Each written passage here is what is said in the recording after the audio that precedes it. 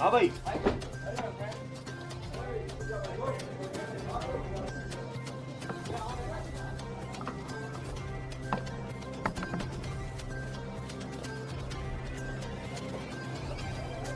आ जाओ जल्दी जल्दी आ जाओ भैया। मैं माननीय मंत्री संतोष शर्मा।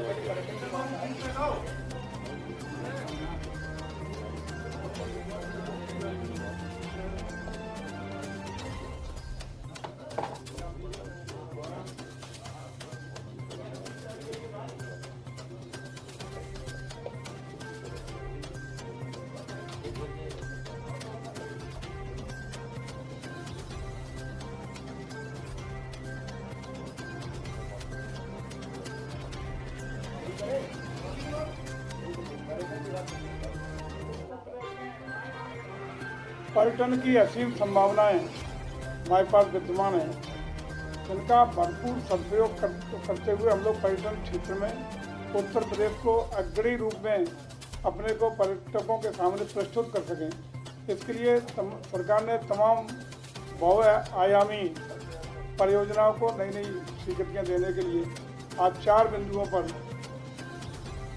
निर्णय लिया है माननीय मंत्रिपरिषद के द्वारा, जिसमें एक तो हमारे पास अलकनंदा के रूप में उत्तराखंड के हरिद्वार में पर्यटक गृह था, जो बंटवारे के बाद उत्तराखंड सरकार के पास चला गया था। माननीय उच्चतम न्यायालय में डिस्प्यूट उसके लिए हुआ, प्रदेश सरकार गई, बाद में दोनों स्टेट की सहमति के आधार पर उसमें लगभग 3000 वर्ग मीटर में उसी परिसर में हमें स्पेस उपलब्ध हुआ, जिस पर हम नया अपना एक पर्यटक स्थल के रूप में निर्माण कराए। उसको उत्तर प्रदेश राज्य पर्यटन विकास निगम को हैंडओवर करके हस्तगत करने के लिए आज निर्णय लिया गया है। दूसरा जनपद आगरा भागीरथी नाम, दूसरा आगरा, मथुरा और प्रयागराज में पर्यटन की दृष्टि से सरकार का यह भी मानना है कि हम पर्यटन को बढ़ावा देने के लिए सुविधाएं जल, नभ, थल तीनों आवागमन की सुविधाएं देने के लिए प्रयासरत हैं। उसी क्रम में आज आगरा, मथुरा, प्रयागराज में पर्यटन विकास के लिए हेलीकॉप्टर सेवा संचालन के लिए हेलीपोर्ट का निर्माण PPP में करने के लिए निजी निवेशकों के माध्यम से हेलीपोर्ट का डेवलपमेंट करने का निर्णय लिया गया है। भूमि चिन्हितकरण कर लिया गया है, उसके लिए जमीन की व्यवस्था कर दी गई है और पहले से लगभग 5-5 करोड़ रुपए का व्यय प्रदेश सरकार के द्वारा वहाँ इंफ्रास्ट्रक्चर डेवलपमेंट पर किया जा चुका है। और जैसा है जहाँ है उसी के अनुसार हम लोग PPP में उसको आगे बढ़ाने का निर्णय आज प्रदेश के मंत्रिमंडल के द्वारा लिया गया है। तीसरा, हरदोई ये जनपद लखनऊ में रमाबाई अंबेडकर जो स्थल है उसके बगल में पक्का हेलीपैड स्थल बना हुआ है, जिसका कोई लंबे समय से उपयोग न होने से वहाँ कोई उसका उपयोग नहीं हो रहा था, अन्य सुविधा नहीं मिल पा रही थी। उसको हम लोगों ने पर्यटक के रूप में विकसित करते हुए वहाँ भी हेलीपैड स्थल नया बनाने का काम किया और वहाँ भी पर्यटकों के लिए अन्य सुविधाएं भी हम लोग उपलब्ध कराएंगे। उसका निर्णय माननीय मंत्रिमंडल की बैठक में लिया गया है। हेलीपोर्ट कोई भी आगे उदाहरण, कोई भी कहीं भी कोई भी प्राइवेट किसी सेक्टर में कुल 14 प्रस्ताव है। चौथा हम लोगों का है कि उत्तर प्रदेश राज्य पर्यटन विकास निगम हमारी अपनी राजकीय संस्था है, हमारी पर्यटन विभाग की।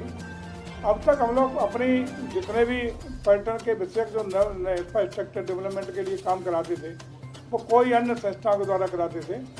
जब हमारे पास इसके लिए टेक्निकल स्टाफ और सारे पद स्वीकृत हैं तो हम लोगों ने आज 10 करोड़ तक के कार्य अपने उत्तर प्रदेश राज्य पर्यटन विकास निगम के माध्यम से उसको कार्यदायी संस्था का सहमति अनुमति उत्तर प्रदेश मंत्रिमंडल द्वारा प्रदान की गई है। ये 4 निर्णय पर्यटन विभाग के माननीय मंत्रिमंडल के द्वारा लिए गए हैं जो आपके सामने प्रस्तुत हैं। आज की इस वार्ता में आप सबका स्वागत है। एक लोक निर्माण विभाग के द्वारा पोखराया घाटमपुर बिंदकी मार्ग जो राजमार्ग 46 के रूप में जाना जाता है, इसका 4 लेन उच्चीकरण अनुरक्षण सार्वजनिक निजी सहभागिता से कराने का वित्तीय प्रस्ताव आज स्वीकृत हुआ है। ये आपको बता दें कि वर्तमान में इसकी लंबाई 82.53 किलोमीटर है और ये 2 लेन का पेव्ड शोल्डर 10 मीटर चौड़ाई इस प्रकार भी प्रस्तावित हुआ है। इसमें NH2, NH25, NH86 को ये क्रॉस करता है। इसकी टोटल परियोजना की जो कास्ट है वो 1136.45 करोड़ रुपए है, जो PPP मॉडल के ऊपर बनाया जाएगा। इस प्रकार से मंत्रिमंडल के द्वारा इसकी स्वीकृति प्रदान की गई। इसमें एक विशेष बात कोट करने वाली यह है कि जो भी ये फीस रियलाइज करेंगे उसमें 1% सरकार को भी मिलेगा। ये खास बात है, ये पहली बार ऐसा हो रहा है। कुल इसकी लंबाई 82.53 किलोमीटर और साथ साथ 1136.45 करोड़ रुपए का इसमें निजी निवेश प्रस्तावित है। धन्यवाद। धन्यवाद साथियों। आज उत्तर प्रदेश कैबिनेट की बहुत ही महत्वपूर्ण बैठक हुई। उस बैठक में कुल 14 प्रस्ताव पास हुए। 4 प्रस्तावों के बारे में हमारे आदरणीय पर्यटन मंत्री जी ने और लोक निर्माण विभाग की जो महत्वपूर्ण एक परियोजना थी उसके बारे में आदरणीय वित्त मंत्री हमारे वरिष्ठ साथी आदरणीय खन्ना जी ने पूरा आपको बताया है।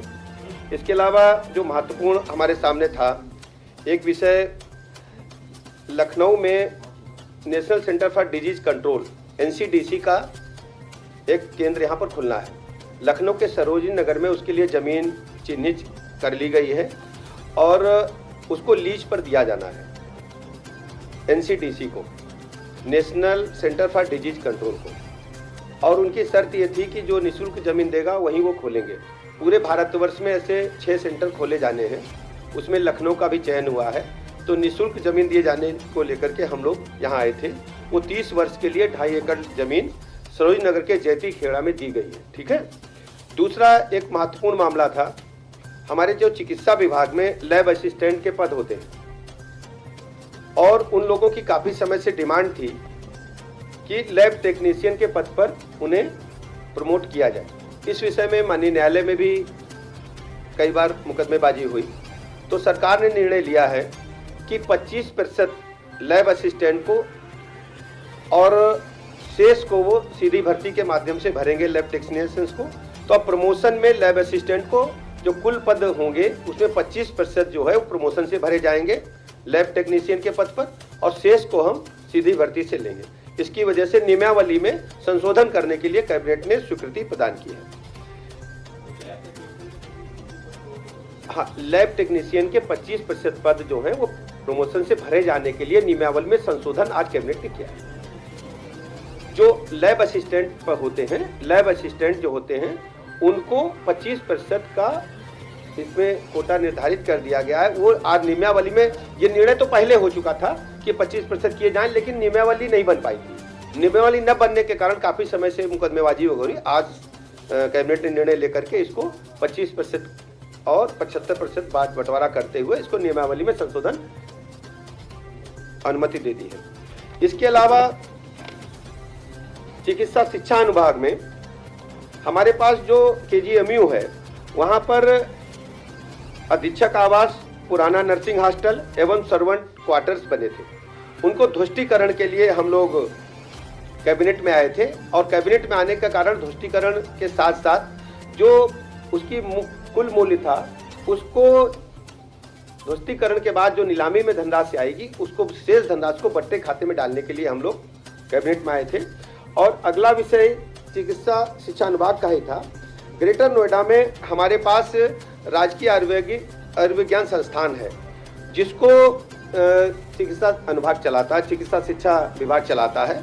और इसमें हॉस्पिटल की बिल्डिंग जो थी वो हमारे पास मिल गई थी, उसमें हॉस्पिटल हम रन कर रहे हैं। और उसके पास में हमको जो गौतम बुद्ध यूनिवर्सिटी है उसके कैंपस में हमने अभी एकेडमिक ब्लॉक के लिए जगह किराए पर ले रखी है। बिल्डिंग पास में ही लगभग 56 एकड़ लैंड खाली पड़ी थी जिसको खरीदने का प्रस्ताव ग्रेटर नोएडा अथॉरिटी से हमने लिया था।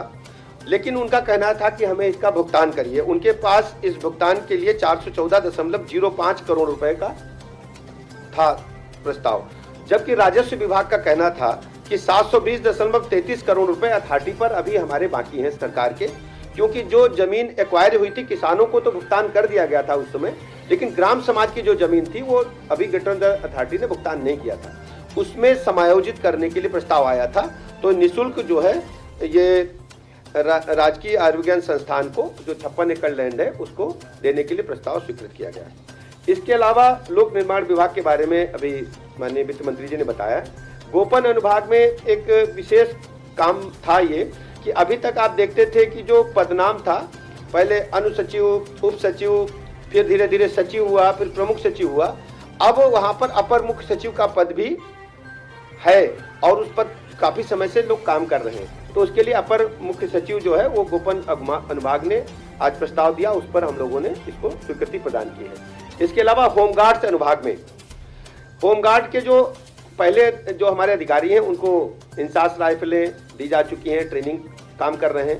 कुछ अधिकारियों को पिस्टल दी गई थी और अभी 153 पिस्टल को खरीदने का प्रस्ताव होमगार्ड अनुभाग ने दिया अधिकारियों को देने के लिए, उसको भी स्वीकृति प्रदान की है।